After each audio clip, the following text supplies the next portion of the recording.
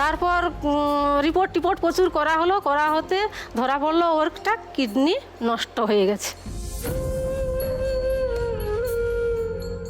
বললো কিডনিটা বাদ দিতে হবে।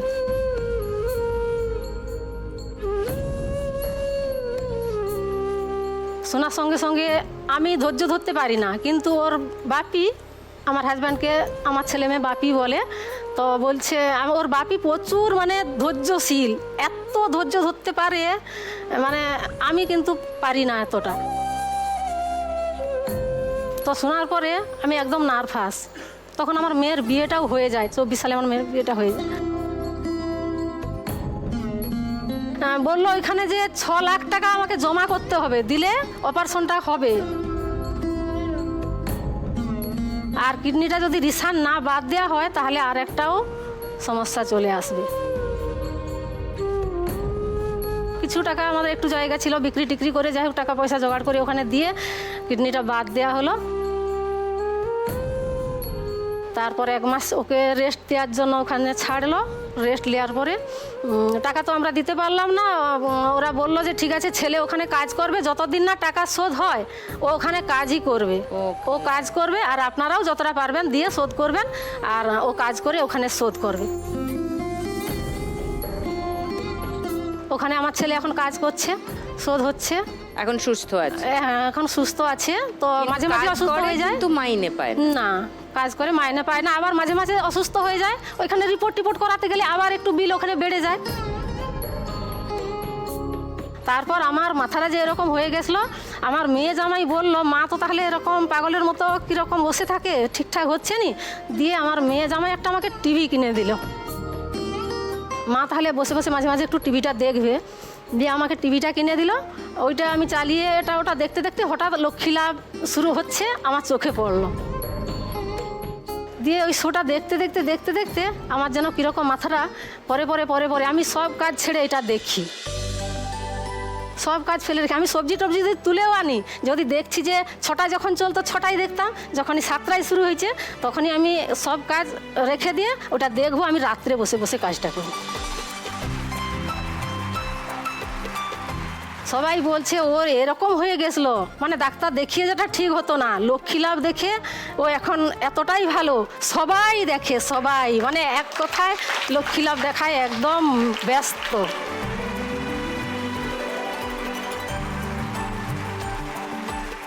My goodness.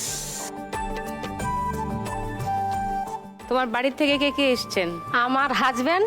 ও এসছেন? হ্যাঁ। ও নমস্কার। ওকে। মেয়ে এসছে। কোথায়? যে তোমার টিভি কিনে দিয়েছে সেই মেয়ে?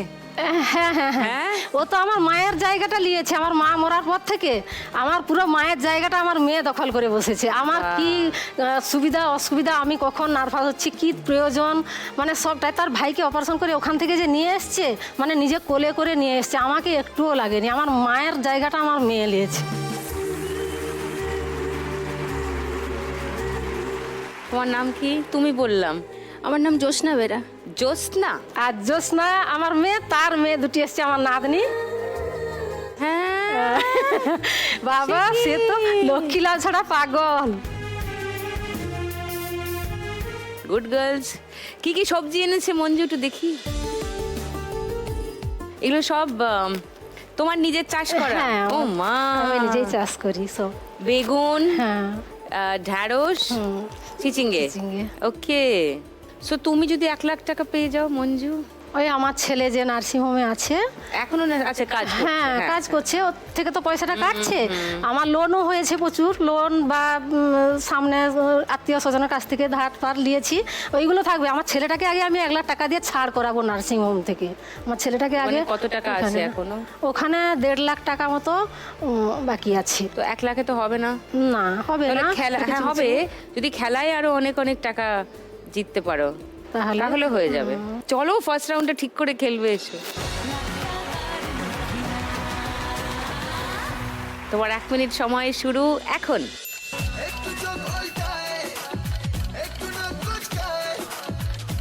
এক ঝটকা যা পড়ে গেল। গোছাও গোছাও, আগে গোছাও। হ্যাঁ, দেন নিচে মারো। হ্যাঁ মারো ঝটকা জোরে, রাইট, ভেরি গুড। চলো চলো, কমান কমান কমান। আর একটু ঢোকাও, হ্যাঁ হ্যাঁ হ্যাঁ, মারো হ্যাঁ তোলো এবারে, ঠিক করে তোলো। সব দূরে চলে গেছে টাকা, কাছে আনো।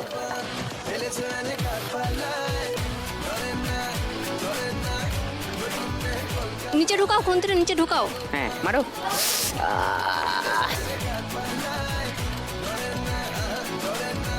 মারো ঝটকা।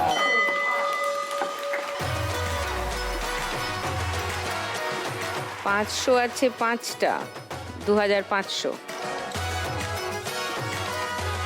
10 আছে 20টা, মানে 200 টাকা, মানে 6230। ওয়াও। রিনা, হ্যাঁ দিদি, হ্যাঁ এবার তোমার কথা শুনি, একটু বলো। আমি হচ্ছে জলপাইগুড়ি ময়নাগুড়ি থেকে এসে, অত্যন্ত গ্রাম থেকে এসেছি। আর আমার মেয়েকে নিয়ে আমি স্কুলে নিয়ে যাই, ওকে সাইকেলে করে। এই গ্রামের রাস্তা, ঝড় বৃষ্টির দিন, তো ওভাবেই নিয়ে যাই। মেয়ের অদম্য ইচ্ছা পড়াশোনার। বাহ, কত বড় তোমার মেয়ে? আমার মেয়ে 14 বছর, ক্লাস 9-এ পড়ে, আসছে আজকে এখানে। ওকে ওকে। তো ওভাবে নিয়ে যাই, যেতে যেতে হঠাৎ করে একদিন ঝড় বৃষ্টির দিনে যাচ্ছি সাইকেলে করে নিয়ে, সাইকেলের সামনে একটা গাছের ডাল ভেঙে পড়লো। তো আমার মেয়েও ভয় পেয়ে গেছে, আমিও ভয় পেয়ে গেছি। রাস্তাঘাটে কেউ নেই বৃষ্টির দিনে। তারপর কি করলাম, ওখানে বাড়ি থেকে কত দূর তোমার ওর? বাড়ির থেকে 14 কিলোমিটার। ওরে বাবারে, 14 কিলোমিটার যেতে হয় সাইকেলে। ওখানে তো কেউ ছিল না, ঝড় বৃষ্টির রাত দিনের বেলা ওখানে তো কেউ নেই। ও আমাকে জোরে ধরে ছিল। থাকতে থাকতে দেখলাম বৃষ্টি কমে গেল। যাওয়ার পর তখন ওকে আবার সাইকেলে করে নিয়ে আমি চলে গেলাম স্কুলে। তো ওভাবেই নিয়ে যাই। তো মেয়ের ইচ্ছে, ও পড়াশোনার খুবই এনার্জি, ও বড় হয়ে ল হতে চায়। লয়ার? লয়ার, বাহ ওর এটা স্বপ্ন। বাহ। তো আমি তো লাখ টাকার লক্ষ্মী লাভ দেখি। তারপর আমার হচ্ছে হাজবেন্ডের দোকান, ওর হচ্ছে সেলুন দোকান। আচ্ছা, চুল কাটেন? চুল কাটায়। তো বাজারে সেলুন দোকান, তো দোকানটা আবার নিজের না, ভাড়া দোকান। ও। তো ওখানে যা ইনকাম হয় তা দিয়ে হয়, সংসার চালাই। তো আমার মেয়েকে ওর সঙ্গে আমরা সাপোর্ট দিই যে না, তুমি পড়ো, যত কষ্টই হোক আমরা তোমাকে, তুমি যে নিজের পায়ে দাঁড়াবে, তোমার স্বপ্নকে আমরা পূরণ করব। তো তুমি খেলতে এসছো, যদি 1 লাখ টাকা যেত